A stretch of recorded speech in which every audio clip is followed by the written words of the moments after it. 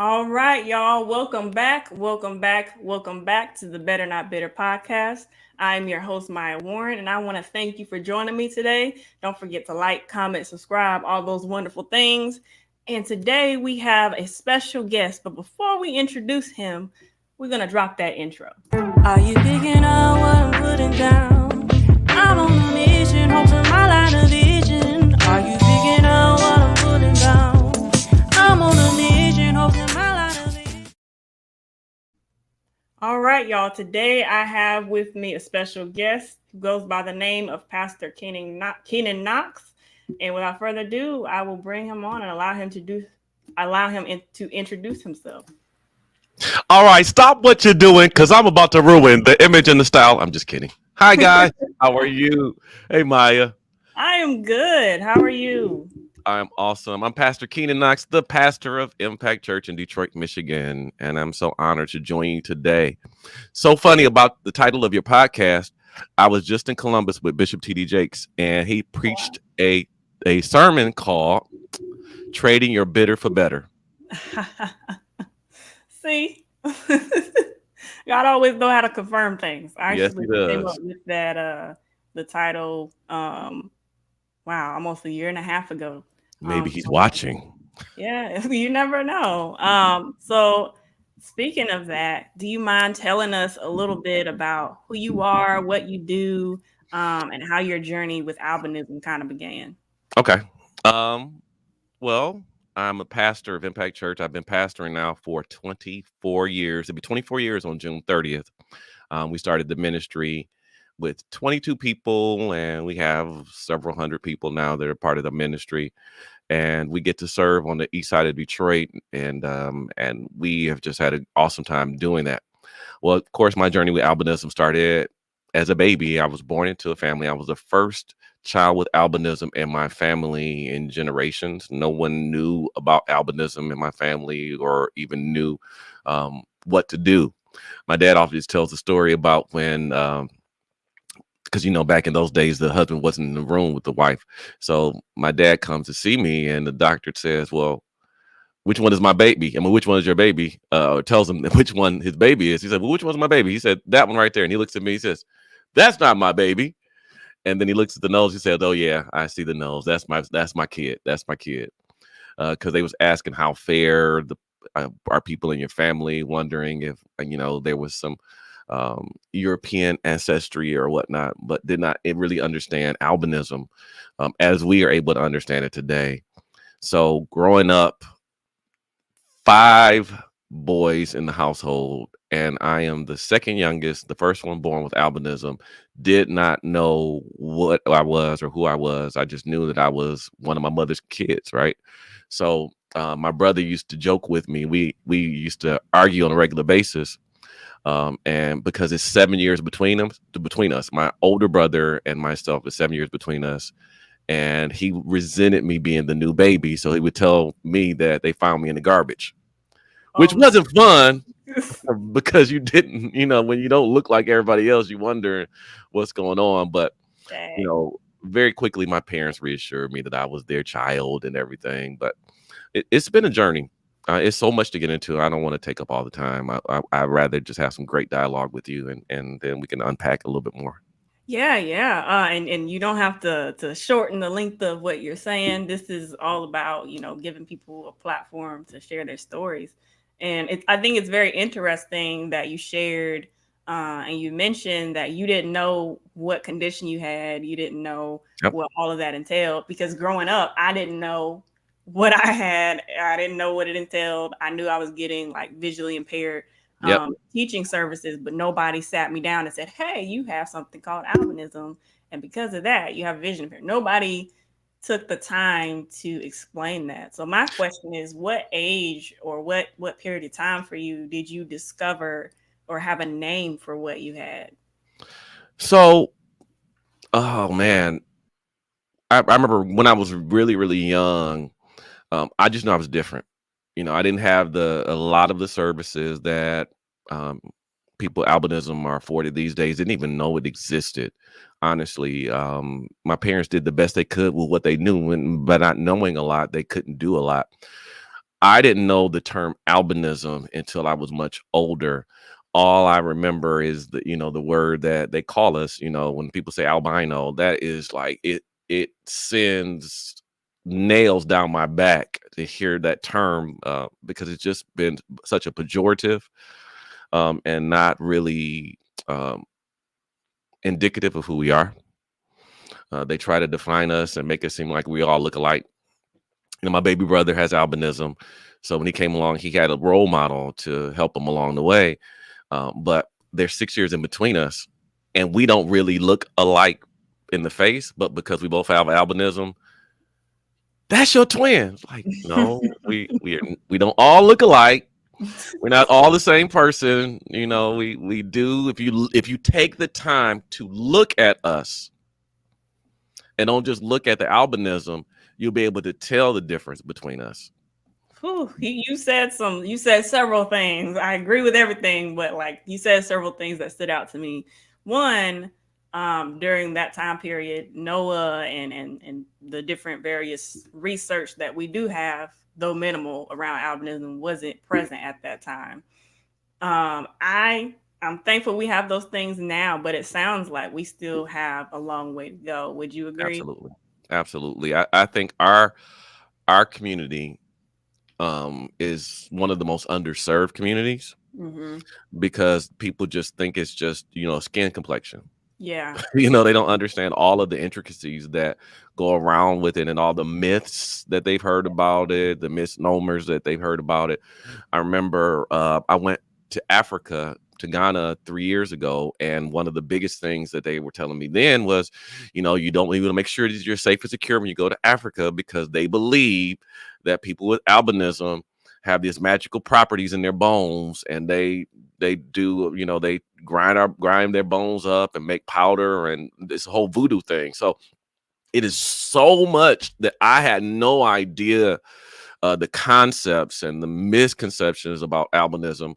All I knew was I had blonde hair, I had blue gray eyes, and I was black, and I had an afro. And that's all I knew growing up, was that, because there was no one else, at least for the first 6.5 years of my life, until my baby brother was born, with albinism. And then when he's born, he's younger than me. So I still didn't have anyone to compare to. You mentioned Noah. I think I saw Noah on TV being interviewed once, where it was this talk show that used to come on in Detroit, that they were talking about Noah. And this is probably like, I'm probably 13, 14 years old by then. So there was nothing out there that I could look to, no one on television that I could see that says, oh, that's me. Oh, that's somebody like me, that somebody's going through the same struggles that I've gone through. So the journey with albinism for me was very lonely. It was very lonely. I'll leave it there for a second.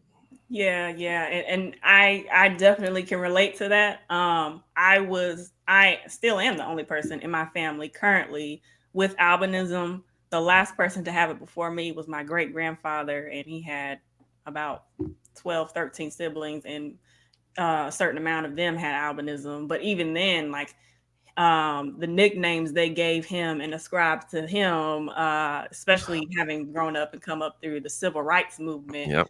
just night and day. It's compared even to the things that I've experienced, which I'm thankful for, but at the same time, like I said, we got a long way to go. You mentioned, because I like to ask people this question, there is no wrong or right answer, but how do you feel?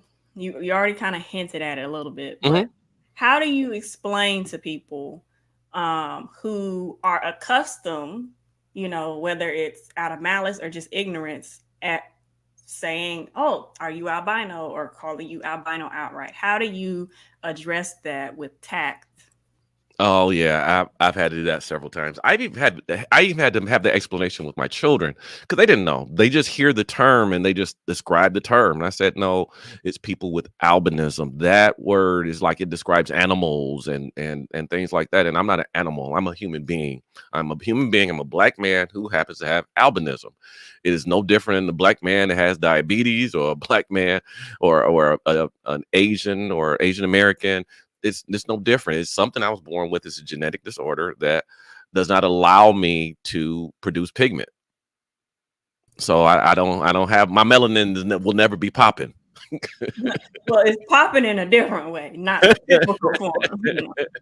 I would like to argue, Argue the text, ma'am. Argue the text. Yeah. Yeah. It's very funny though, because I remember talking to a former person in ministry, a leader in ministry, and you know, especially I've always been kind of intentional about, okay, if you got questions, please ask me. Don't Google them, Yep. because Google be wrong. Google be wrong. Um, Hashtag Google be wrong. Yep. yes, that needs to be a shirt. Google be wrong. Somebody make it. And she comes up to me one day and she's like, "Hey, I wanted to ask you, so like what's your condition and stuff?" And so I'm breaking it down to her. I'm giving her the whole spiel. Albinism means I lack pigmentation in my eyes, hair, and skin. It's congenital and it's genetic condition, not a disease. All of that. And she's like, Oh my "Well, gosh. Now the disease is big because people think they could catch it. I was just like, when I was young, oh my gosh. yeah, I'm about to ask you about that too." Yep. And to tie it together, she was like, "So, growing up, we said albino. Is that cool?" And I was like, "No." And she was like, "But we grew up saying it." And I was like, "Well, just because it's been said traditionally and it's been done a certain way for so long doesn't mean it was the right way." And she was like, "Oh, Hey, a lot of Caucasian grew up using the word, using the yeah, N word. yep, Is that okay? Could you imagine them saying that? We grew up calling you guys the N yep, word. Is that okay? yeah." It's And like, and no, it's not okay. If I tell you it's not okay, I, you should hear me the first time. yeah, and I've met people within our own community of albinism who were like, "Well, I'm fine with the word," and I don't have an issue with it in terms of because growing up, I had rage towards that word, and that Yeah. rage showed. And God had that's where part of where better not bitter came from, and God had to transform my heart because I used to hate people. And through that transformation, I've had to grow. I've grown in grace and compassion for people who just don't know. And so when I'm talking to people, I'm like, "Hey, just so you know, don't call somebody albino unless they have explicitly told you that is cool." Yeah. Because the vast majority of people with albinism are not cool with that word No, not among at all. the long grocery list of terms used to try to describe us. Oh my gosh. Yeah, and I've heard people in our own community be like, "Well, albino is just a descriptor." And I'm like, No. no, like if you look at the origin of the word albino, what happened was a Portuguese leader, and I believe in the 15th or 16th century, came to Teach the people, ma'am. Teach them. they came to the West Africa, and he was observing a particular tribe and noticed that some of them had lighter skin, i.e., no pigment. And he's like, "You know what?" In Portuguese and in Latin, he was like, "That is a white Negro." So that's where the term albinus in Latin came from, which eventually evolved into albino. And so even looking at it from that point, it's using a physical characteristic of an Yep. individual to almost sequester them into a non-human category at Yep. times. Yep. And while I have grown, again, if someone were to be like, "Are you albino?" I'm always very like, yes, I have albinism." And they're like, Right. "Oh, I what?" can correct quite There's, politely, but yeah. it does bother you. It still bothers me. Yeah, and sometimes I don't even let them know it bothers me. I just correct them politely. Um, Mm, I I don't get rage about it.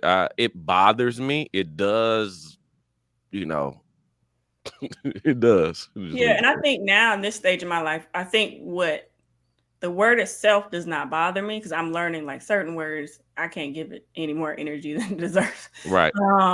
But also, I think I'm more cognizant as an advocate of the people I encounter with albinism and hearing their various stories. It's very rare that you hear someone be okay with that word because Yep. it comes with a lot of grief and Baggage. trauma.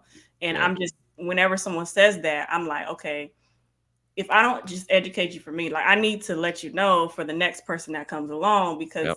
some people ain't that gracious. Like some people like, how dare you, go Yep. upside your head with words. So Yep. it's very important to meet people where they are and kind of listen and learn and allow them to kind of teach you how they would like to be again addressed. Yeah, I think like one of the words you use led me to this is it dehumanizes us. Hmm.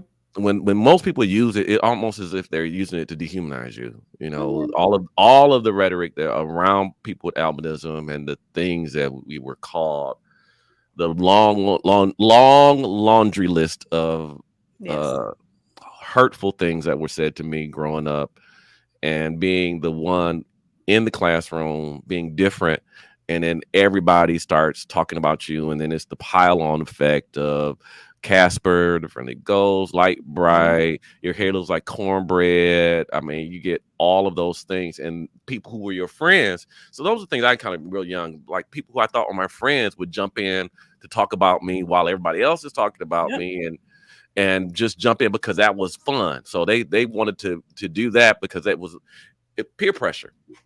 So Yeah.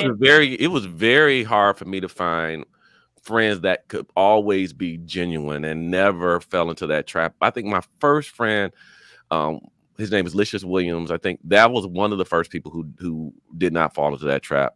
Shout out to Um, him. huh? I said, shout out to him, wherever And he is. then my best friend, who's gone on to be with the Lord in seventh grade, would Oh, even defend me in ways, and he was like my brother for real. And but it was so hurtful. It was so many days I went home just feeling like, man, I wish something could change, and not knowing. Then I remember one day when I had to be fourth, fifth grade or sixth grade, something like that. I just said, you know what I'm gonna do? It was a summer. I said, I'm gonna just lay, because no one told me, that we were susceptible to skin cancer, all that stuff. No one knew that then. I'm just gonna go out there and lay there and get a tan. I'm gonna get as dark as I can. And I lay burnt so bad, oh my goodness. trying to fit in. I Ah. did so much trying to fit in when I was younger because I just didn't know. It was hard. It was just so difficult being that one kid. Hmm. And people say, well, I was dark skinned, and they talk about dark skinned people. Yes, but you had other dark skinned people around you that you could Yes. talk to. I had nobody that I could relate to and no one I could talk to. And I praise God for my parents who loved me. They Hmm. loved me and hugged me. And my mama was super protective of me. My dad, super protective. I think they were protective too much. Looking back over, there were some things I couldn't do that my brothers could do because they didn't want me to get hurt. They Hmm. treated me like I was delicate, when I was younger. But I had to break out of that. I just had to hey, if I'm getting into a fight because of this, I'm just gonna have to defend myself. If I'm gonna have to, if you're gonna talk about me, I'm gonna be quick witted and be, smart on my feet, quick on my feet, being the smart. And then I was the smartest kid in class. So then, you're answering the question. So now, because they weren't as smart as you, now they have to say things to hurt you because they can't be you. And Yeah. all of that stuff. Kids can be very cruel. Oh my Yeah. God, they can be very cruel. And you hit on some several things I was thinking of to ask you about, and like the dynamic of school and education. Oh my Um, gosh. yeah, like what Every was new Go ahead. well, I was gonna ask, like, what was it like for you in like elementary school, middle Oh school, my high gosh. school, and Okay. like after college? I mean, high So school. elementary school was probably it was close to being the worst. Elementary school was difficult at first, Mhm. because whenever I went in a new class, I knew this was going to always happen. Whenever I went into a new class, every September, I would always hear "ugh," because kids wouldn't know. They didn't know. They were ignorant. They didn't know. So their first instinct was "ugh, what's that?" Mm. Not "who's that?" "What's that?" And trying to fit in, and having bad vision, so I always had to sit in the front of the row, front of the class. So I was always attentive. I couldn't really see, so I had to be up, and then with stenagmas and my head going back and forth, sometimes the focus, I get all of that just played into this caricature. The kids would just find more and more things to talk about, Mm. glasses, everything. So it was just all of that. Teachers were trying to be protective, but they didn't know. So they would give me more attention. Then kids would resent that, and that was hard. Middle school was a little bit easier. Kids were a little bit more mature, but the level of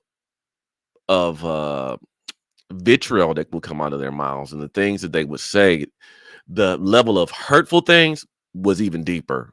And just the things that they would say, because they were more inventive and cursing with it and all of that stuff, and it just became harder.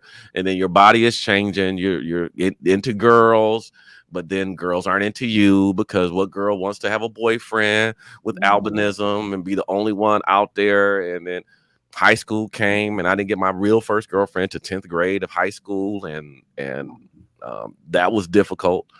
I just never felt wanted. So it was really hard in high school that I didn't get a lot of the verbal talking, dismissiveness, or the verbal harshness. It was more of the social piece. Like, I had friends, and I was able to be friendly. The Bible said, if you must show yourself friendly, then obtain friends. I've shown myself friendly, have friends. I went through all these changes trying to find the right hairstyle. I went through the Jerry curl phase, trying to, fit in. And that was, oh man, I think my hair is thin on the top because I got had the Jerry curl for so long. With the brush waves, I remember I was trying to find my own identity and find something to make me look good. I was tired of the blonde afro. And I remember when I first got this thing called the S curl, I got the S curl. So I was like, okay, if it's wet, it's drippy. If it looks wavy, it's more. I was thinking, well, maybe if I look more white, I could blend in, find some kind of thing where they'll like me more. So the Jerry curl juice, I put so much. It was called, oh my gosh, it was the oil conditioner in the pink bottle. Oh, I know what you're talking about. I don't know what the name is. I put so much in my hair turned pink. Oh my goodness. Oh man. So having albinism in the 8th grade with pink hair, it was not fun at all, man. And I was trying to find myself. It took me so long until I realized, as I'm more and more I mature, it kind of hit me probably senior year high school, junior year high school. I felt more attractive and more confident in myself. More girls were talking to me. I had a gift of gab, so I presented myself a little bit better. I just went through so much. I grew up in church. My grandfather was a pastor. My mom took me to church every week. Seeing how smooth my brothers were, I developed game because I watched their game, and I was trying to be all of that. But I don't think I really came into my own socially until I got to college. When I got to college, I felt liberated, that I can unapologetically be me, and whether you like me or not, bump you, I could care less about how you feel. I had a swag in college. I dated so many girls in college. I was smooth. I was smooth operator in college. So it really, I saw the matriculation of even my personality. I was always an outgoing kid. I always wanted to be out in front and perform, whether I was singing. I did my first Easter speech at 3, my first church solo at 4. I was always out front. I was never afraid to be out front because I was used to people's eyes being on me. Growing up with albinism, you get used to being the center of attention. So being shy, really, for me, wasn't even an option. I couldn't be shy because I'm out here. You're gonna always remember me. I and having albinism, you think, man, it's people always see you, so it's like you stand out.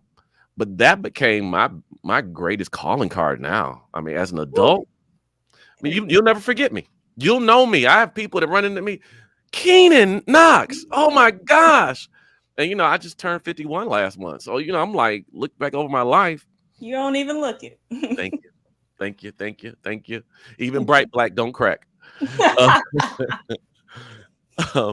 but I have people that that really connect now. They're like, oh my gosh, when they see me on TV, oh my gosh, I saw you on TV. Oh my gosh, was you with Joel Osteen? Were you with TD? Oh my gosh, oh my gosh. And it's like, I'm like, this is the same kid with albinism growing up, being talked about. And now I went from undesirable to undeniable.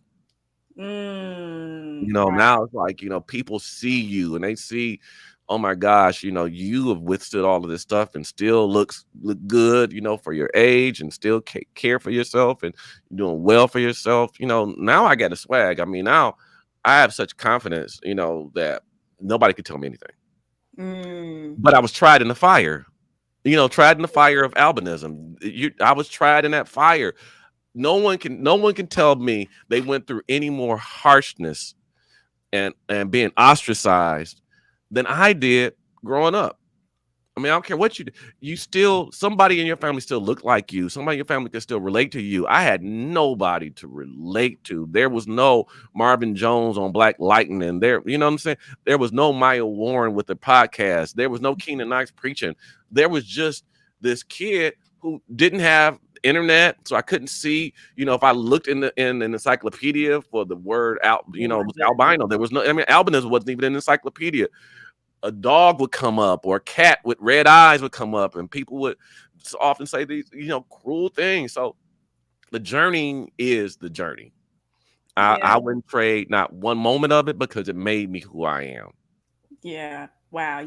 Wow. Just thank you for everything you said and share your experience, because you hit on so many things. And not that we're playing what is often called the oppression Olympics. Like my struggle was harder than yours. It's being able to hear someone's experience and recognizing that we live in a day and age where now, as people with albinism, we have more access to people that can motivate us, Yes. even if we're the only one in our family, or the only one in our Yes. neighborhood, or the only one in our city.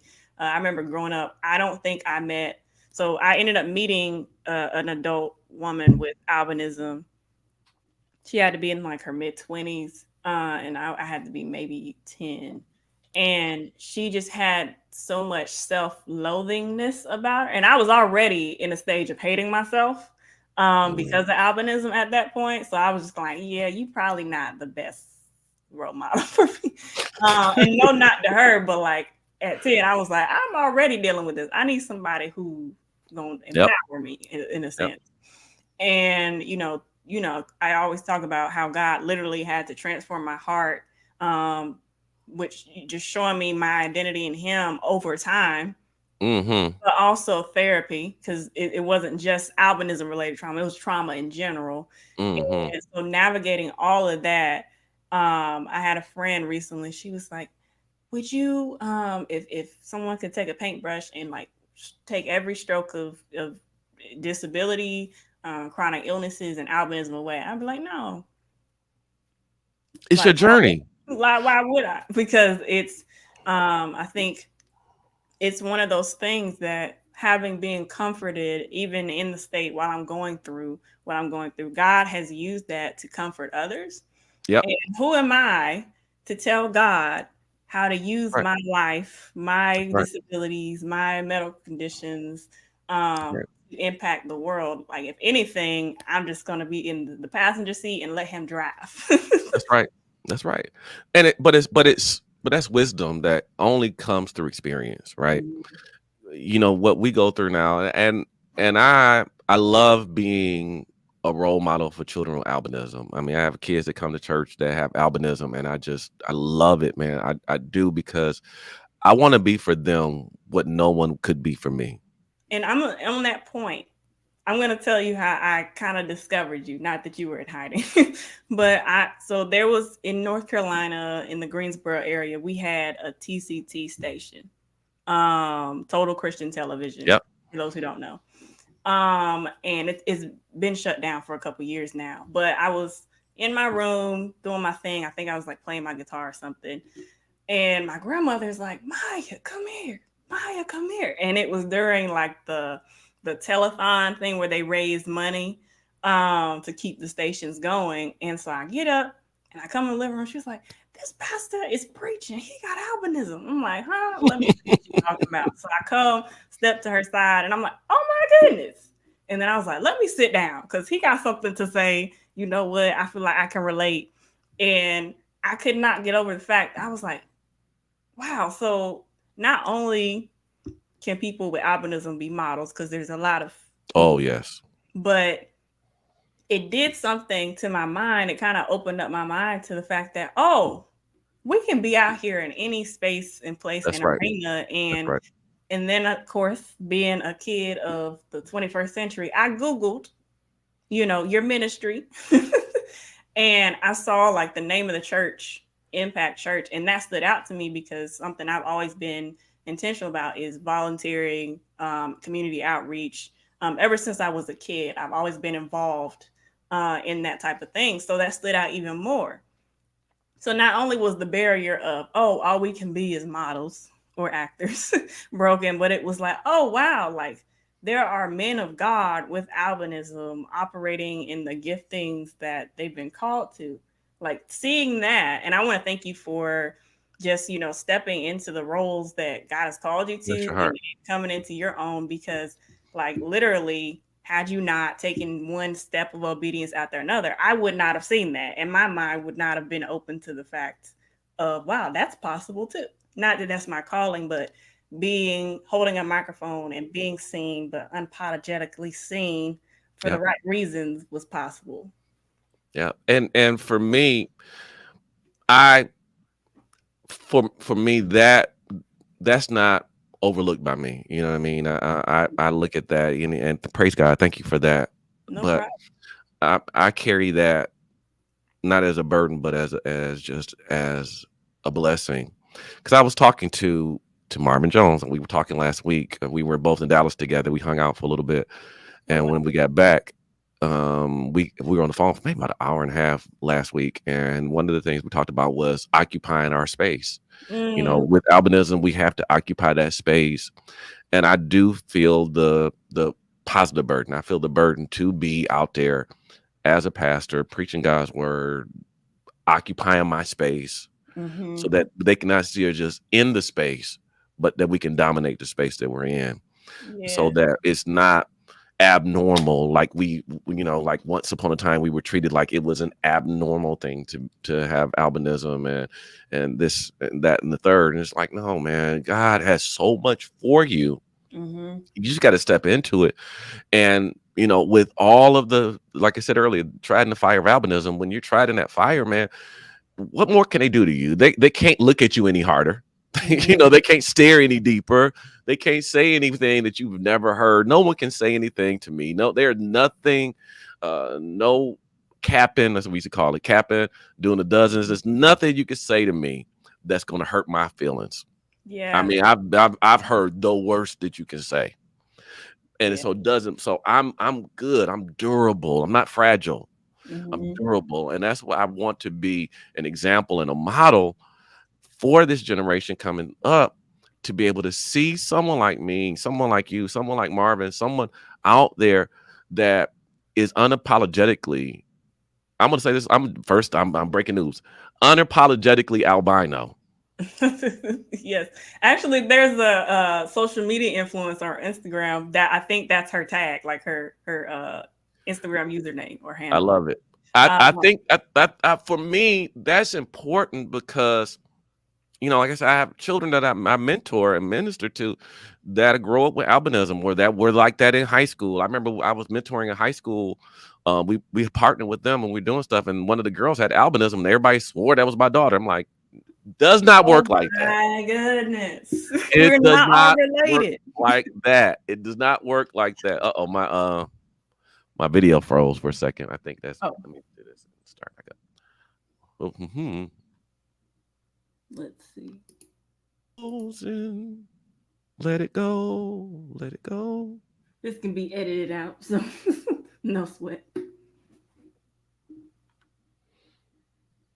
Let me do this. I'm going to go into settings real quick and see if I can do that.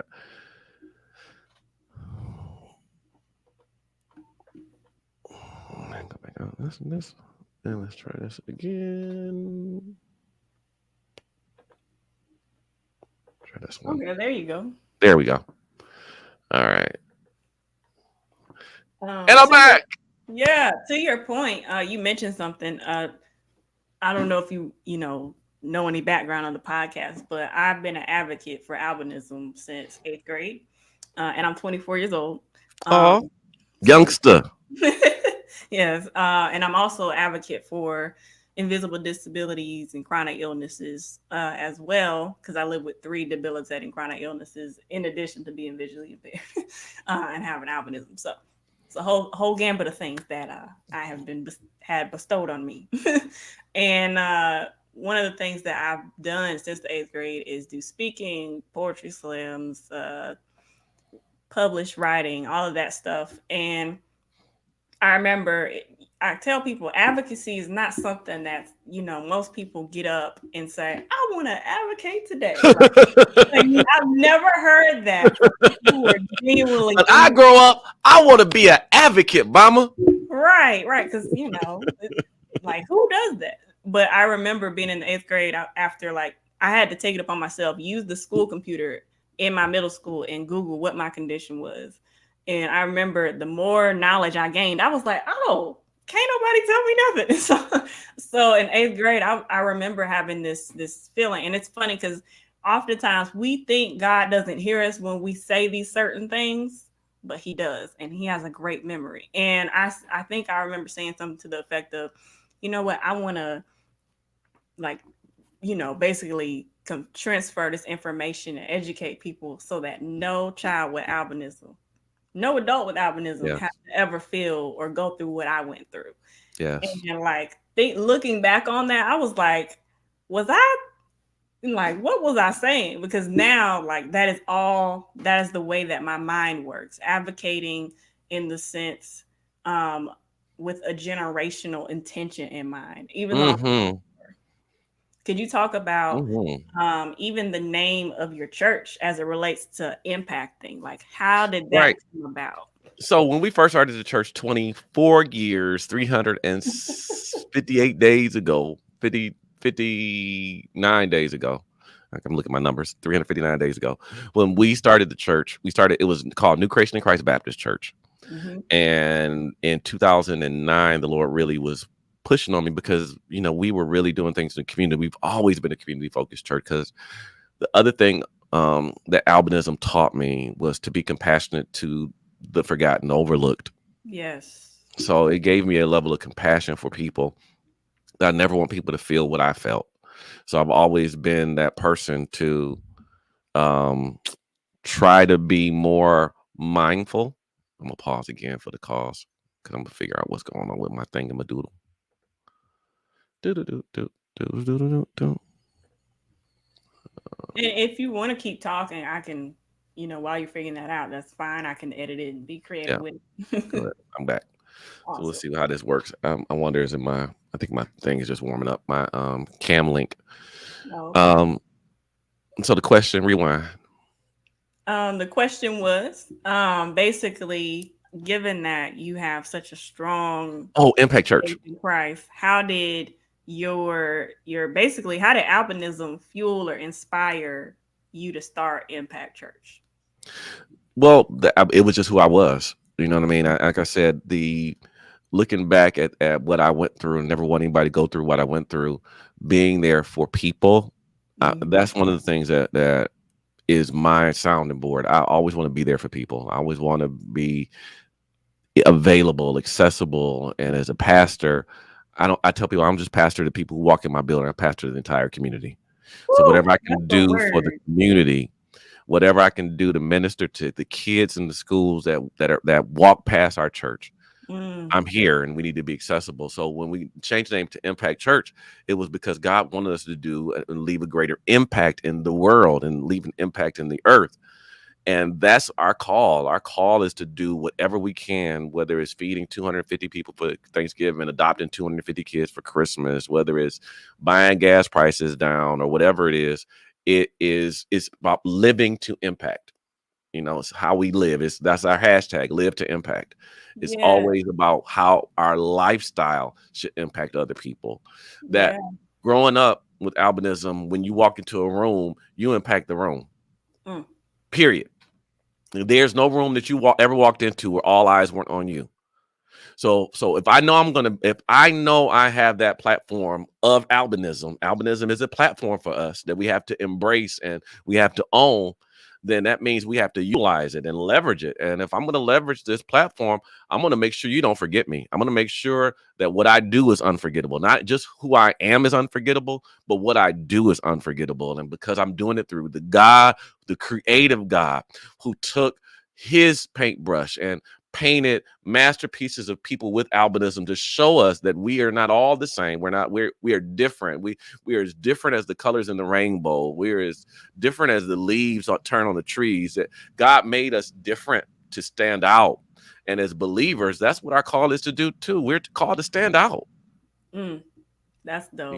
I could preach it, No, but look, like I'm not trying to suppress it, but I'm also trying to be tame because we No, only got I'm a certain good. amount of time. But the reason why, and thank you for sharing that, the reason why I asked you that, and the reason why I titled this episode "Living to Impact" is because impact is something that is almost like my life word in a sense. And a couple of months ago, my mentor, one of my mentors, he's also a pastor, and he does a lot. He's an executive. He also navigates multiple disabilities. We get it. We connect on that in so many levels. And one day we were all talking, myself, him, and his wife, and we ended up coming up with a new slogan for what he does.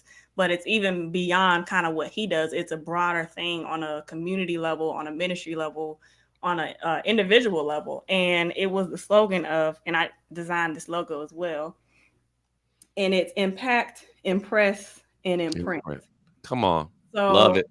yeah, Love it. and he can explain it far more eloquently than I ever could. But when we want to make an impact, we often underestimate the encounters that we have, and whether it's for better or for worse, we're always making some sort of impact on people.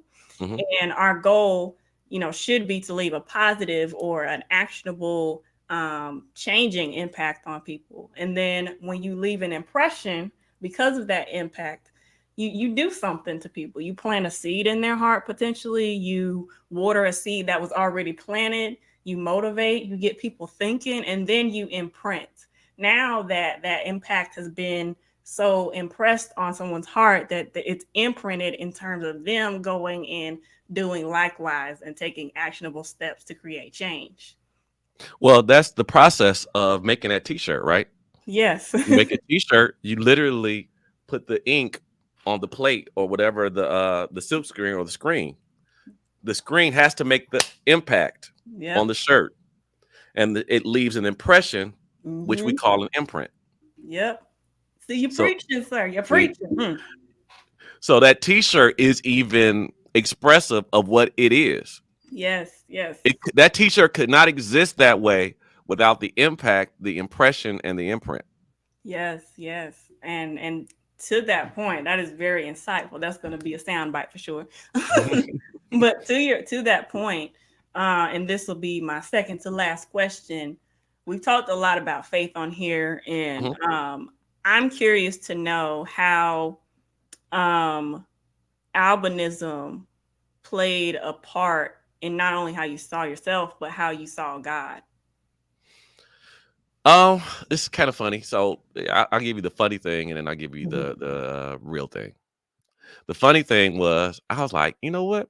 They always say Jesus is blonde hair and blue eyed, and they say Jesus is black. Jesus could have been a person with albinism. That's the funny part. Because I really understand the God that I serve is so creative, and if we're all in this image after His likeness, it's more of who we are than what we look like. And I'm grateful for being the standout, being the one who was not afraid to go out front. That helps me even evangelize. Helps me to be able to talk about God at such a level and talk about God as our creator. And when I talk about God, Genesis introduces God not as God the healer, not as God the deliverer, but the very first thing God does is creates. And every one of us is God's creation. And our purpose is interwoven in how God created us. I don't even think that God just created us. He created us and created our pathway so that the more we travel that path, the more we reveal who we are to the world.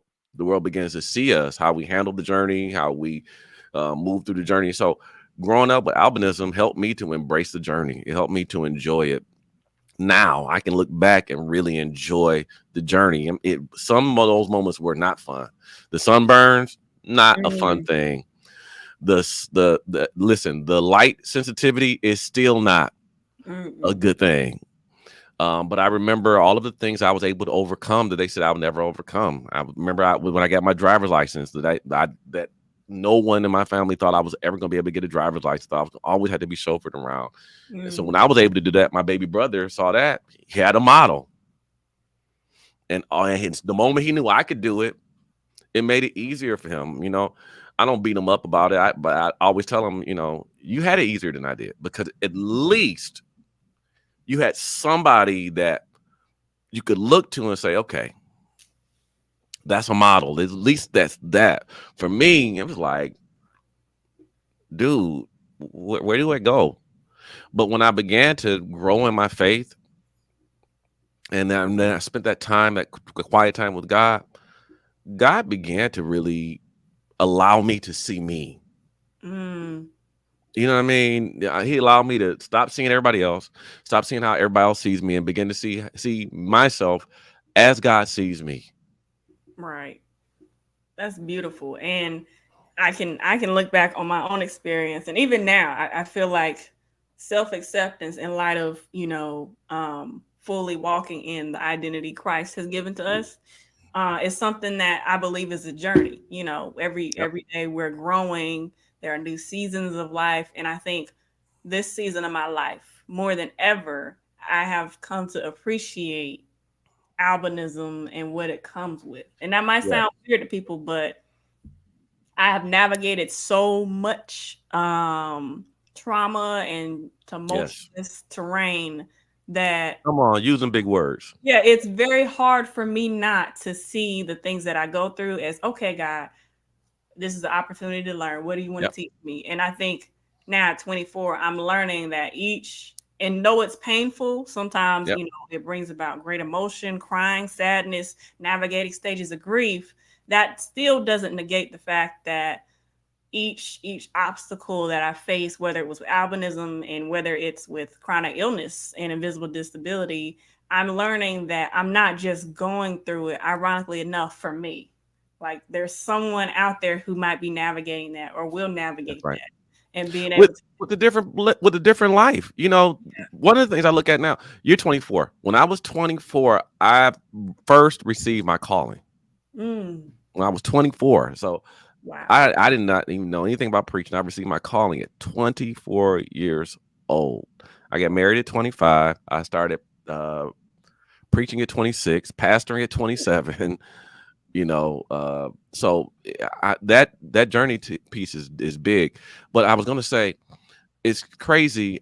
I wouldn't know how to grow up as a kid, only knowing social media with albinism and not having any role models and not, and cannot even imagine the level of bullying that exists and putting posts out there and things like that. I wouldn't even know how to navigate that. Well, funny story. I actually, of my own choice, it wasn't like my parents or my grandmother was like, "Oh, you don't need social media." It was more so I tend to be very discerning at certain things. And I was like, yeah, that's not for me. But then I felt, ironically enough, called to social media for the sole purpose of advocating and providing inspirational content. And like, that's all that you will see on my page. But even then, like, I'm so thankful to have been exposed to the albinism community online. But there's Mhm. still that piece, as we've kind of seen with the pandemic, there's that piece as humans that God created us for connection. That's Yep, why, when we feel far from God, it hurts so much. that's Like right. we were That's right. designed for connection. And I think even on a level of albinism, I'm thankful for technology because, there's people all over the world that get to connect with albinism. However, I'm looking forward to the day where we can have community groups on a local level where people with albinism can meet and we can have an impact Yes. and kind Yes. of mentor one another. That's where I've kind of set my sights in terms of albinism.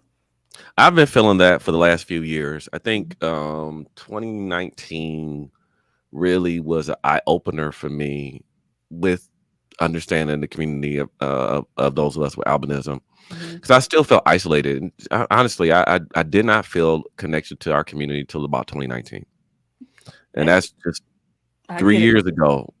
So when I began to see things and see people out there, I'm like, okay, what can I do to?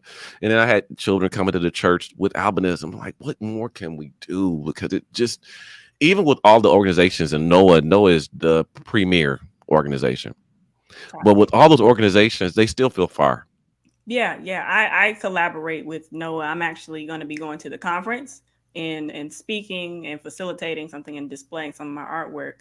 But even then, like, and I don't know if this is true for Detroit, but a lot of the things that are for people with albinism or with people with disabilities, they seem to be further up north or in more prominent areas. Hmm. And I hate to say it, a lot of times it's where the white upper middle class Yep. people reside, and that's It's not social economic. It's the social economic divide. and Yep. I've presented it to multiple organizations like we need to do something to mitigate things like cost in terms of the services that are provided in terms of conferences. And so, I think at some point, it's going to take a collaboration of some of us who see this to meet that need. One of my favorite movies is an animated movie featuring Robin Williams. It's called Robots. And the Yep. common phrase throughout the movie is see a need, feel a need. And Yep. like, I think that's one of the things I'm hoping maybe to be a part of, or at least plant the seed for. Well, listen, you got somebody over in Detroit that'll help. So we Hey, can do this. I'll reach out to a couple of folks. We can see what we can do. My baby brother lives in Charlotte. what? Really? Yes, he lives in Charlotte. That is so He awesome. relocated to Charlotte. Oh gosh, 12 years ago, 11? No, 10 years ago. They've been in I, Charlotte 10 years. there must be something in the water in Charlotte because that is the second person I've heard of having albinism. I connected with another individual by the name of Gavin Bulware. Shout out to him. He's a professional photographer and he lives in Charlotte. So I Yeah, may my have. baby brother. He's a youth pastor at a church, Oh, and he works for Verizon. killing the game, killing the Yeah. game. Shout Well, out to my baby brother Keeve. yes, shout out to you and your family. And before we head out, there's the last question I ask everybody. I don't Okay. expect a particular answer, just be you Hmm. and how you respond. And that's Yep. who or what has helped you to become better and not bitter. The Lord. That's a simple one. God has helped me to become better and not bitter, because growing up with albinism, I could have been bitter. I could have been angry. I could have been mad. I could have been fighting all the time. But God had me grounded. I had a wonderful, wonderful, wonderful family that loved me, and that love, when it said cover a multitude of faults, it helped me through some very dark times in my life. I had some very dark moments in my life as a kid, feeling isolated, feeling alone. But my parents did not want me to live there. If I visited there and they saw me lingering too long, they would somebody would put me out. So I'm grateful for the village that I had around me. But God, He Himself, through everything, singing in the choir as a kid, learning to play the organ on my own, really learning music and learning I get that gift from my mother. And I thank God for church. Mhm. People can talk about the church all they want to and talk about how we, don't love, but it's the love of the church that really helped me through some really dark times.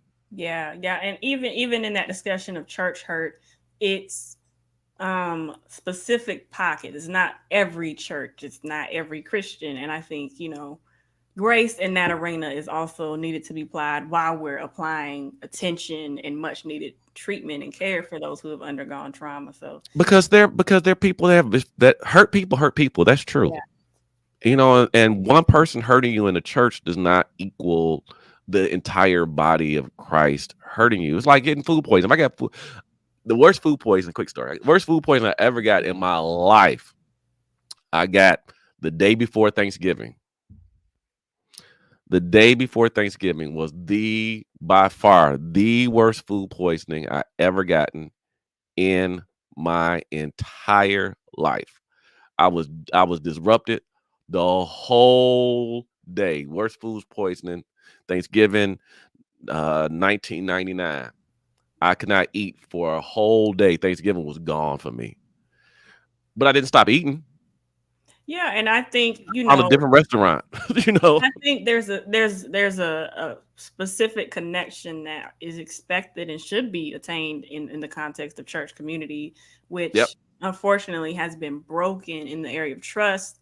And Yep. so applying grace to hearing people's stories and recognizing that it's a Yes. thing, but also applying grace to the church community, because it's not everyone. And I think even as a person with albinism, like I told you, I used to hate people. Like I used to men and women alike. And like because of what I went through in my childhood, I was like, you know what? Because this person and this person did this, I hate all of y'all. So it took the grace of God, but also therapy to help me navigate that and realize that what he and she or what they have done to me is not what I should, project onto the people that God sends in my life from that moment forward. So I think it's a level of Jesus in therapy. Shout out to Bold Apparel, Jackie Yes. Hill, Right. Preston Perry.